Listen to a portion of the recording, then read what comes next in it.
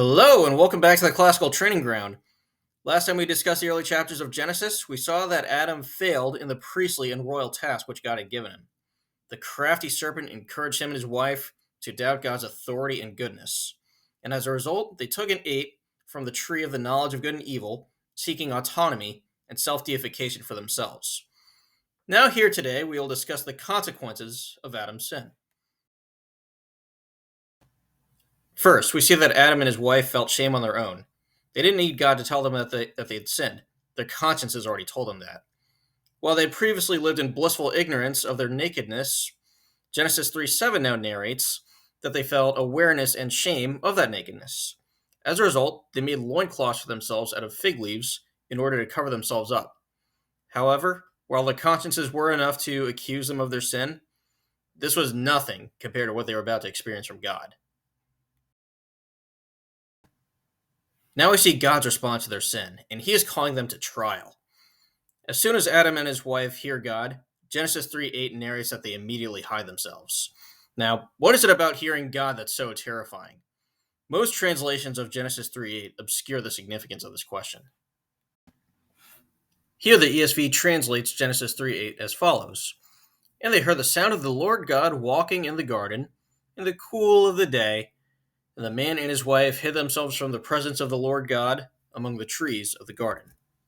Here, we get the impression that God is just strolling around as though nothing has gone wrong. However, we need to explore the significance of God's sound and movement.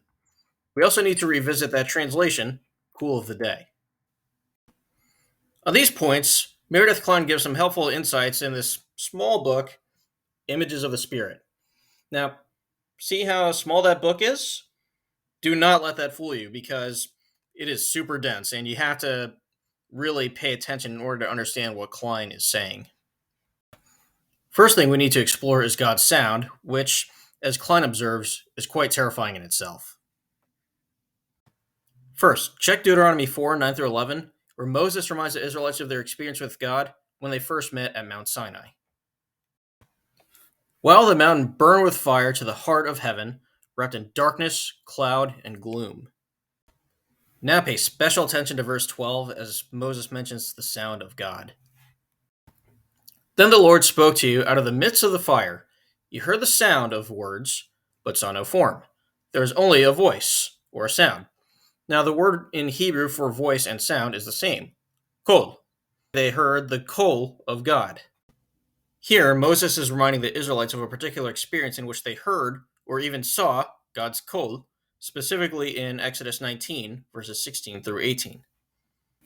On the morning of the third day, there were thunders and lightnings and a thick cloud on the mountain and a very loud trumpet blast, so that all the people in the camp trembled.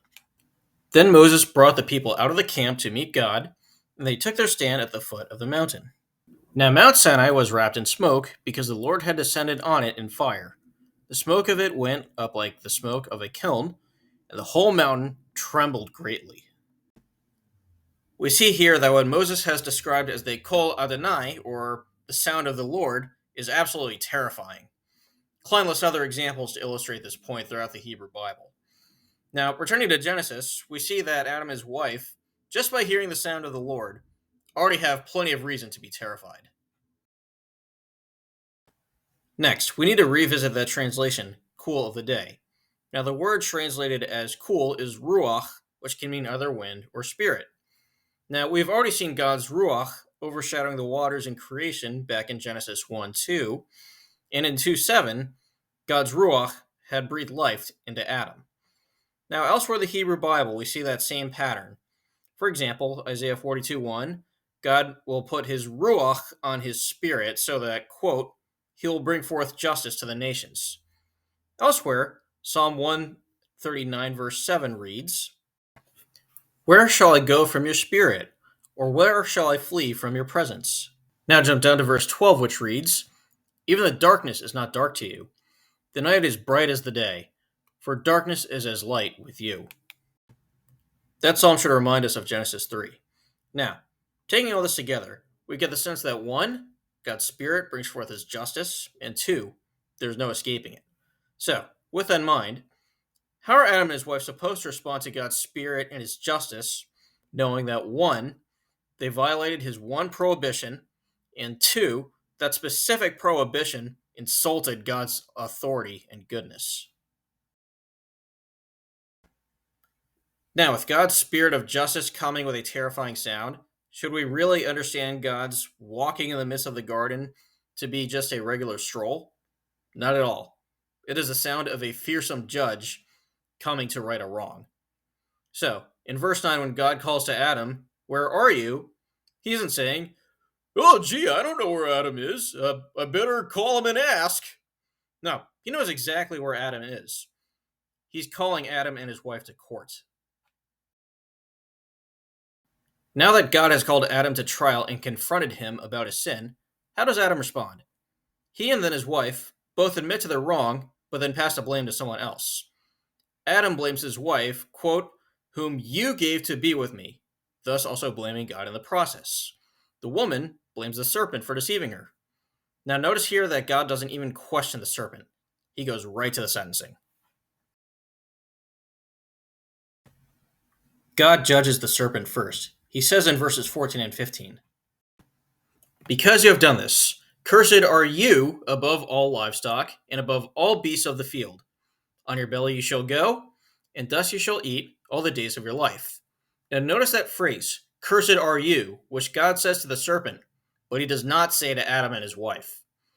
He gives them other cursings, and he does condemn them to death, but he does not mark them as his enemy. That's what "cursed are you" does.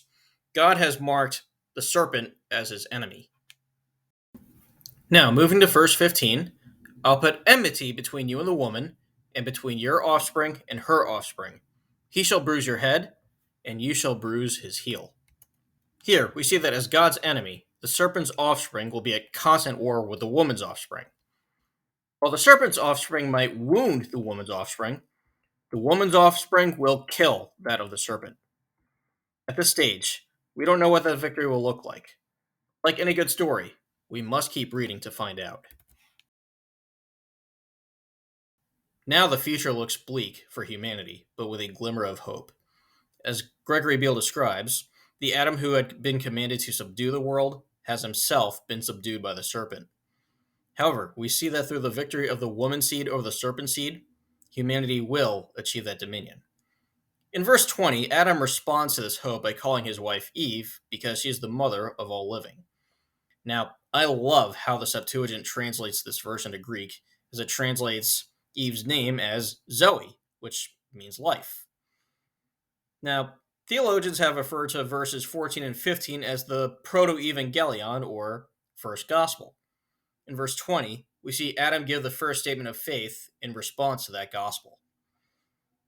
God further shows his mercy to Adam and Eve by clothing them in verse 21. Adam and Eve had formerly tried to conceal themselves in shame. Now God clothes them in grace.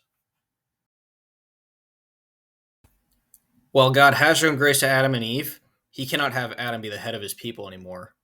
Adam has forfeited his privileges as king and priest, and he's also forfeited his access to the tree of life.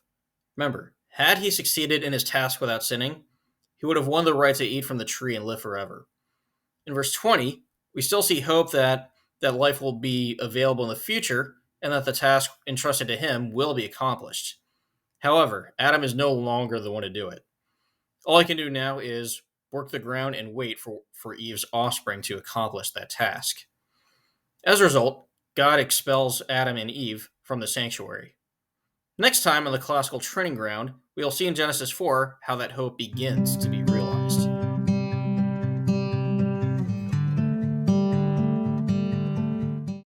Please like and subscribe. If you'd like to become a student with the Classical Training Ground, click the link below in the description and enter the details.